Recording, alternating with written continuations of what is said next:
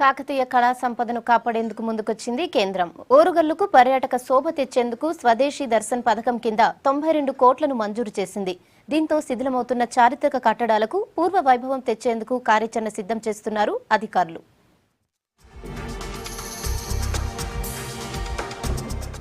చారిత్రక కట్టడాలు, పురాతన ఆలయాలు, అద్భుత శిల్పకళా సంపదకు పుట్టినిల్లు ఓరుగల్లు.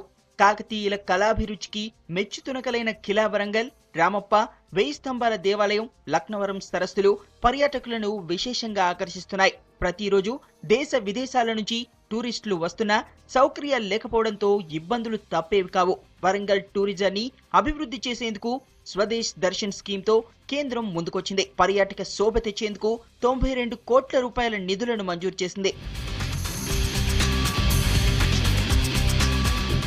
జిల్లాలోని అడవుల సంరక్షణతో పాటు గిరిజనుల సంప్రదాయాలను రక్షించేందుకు స్వదేశీ దర్శన్ పథకం కింద టూరిజం శాఖ ప్రణాళిక రూపొందించింది. మేడారం సమ్మక్క సారాలమ్మ జాతరకు 13.34 కోట్లు కేటాయించారు. మేడారంలో గెస్ట్ హౌస్లు, హోటళ్లు నిర్మించనున్నారు. తాడువాయి మండలం దామోదరవాయి గుట్టల అభివృద్ధికి 14.69 కోట్లు కేటాయించింది.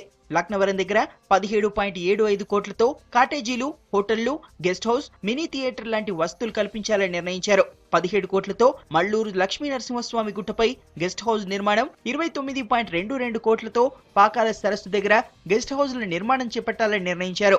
గొప్ప చరిత్ర కలిగినటువంటి ఈ నగరం, ఈ జిల్లా, ఈ ప్రాంతం, ఇక్కడ సుసంపన్నమైనటువంటి ఎన్నో కళాఖండాలు, నిర్మాణాలు, జలాశయాలు, అటవీ సంపద, రకరకాల సంస్కృతికి సంబంధించినటువంటి అంశాలు ఈ జిల్లాలో చాలా పుష్కలంగా ఉన్నాయి.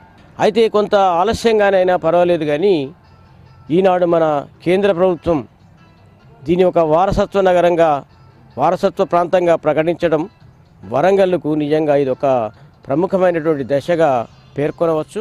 కేంద్ర నిర్ణయంపై హర్షం వ్యక్తం చేస్తున్నారు విద్యావేత్తలు. ఈ నిధులతో వరంగల్ జిల్లాలో పర్యాటక రంగం వేగంగా అభివృద్ధి చెందుతుందని చెబుతున్నారు. వసతి సౌకర్యాలు కల్పించడం ద్వారా పర్యాటకుల సంఖ్య పెరుగుతుందంటున్నారు. 1000 స్తంభాల గుడి, కిలా వరంగల్, రామప్ప గుడి మొదలైనటువంటి ప్రాంతాలే కాకుండా వరంగల్కు ఒక పెట్టని కోటగా, ఒక ఆభరణంగా ఇవన్నీ నిలిచిపోయాయి.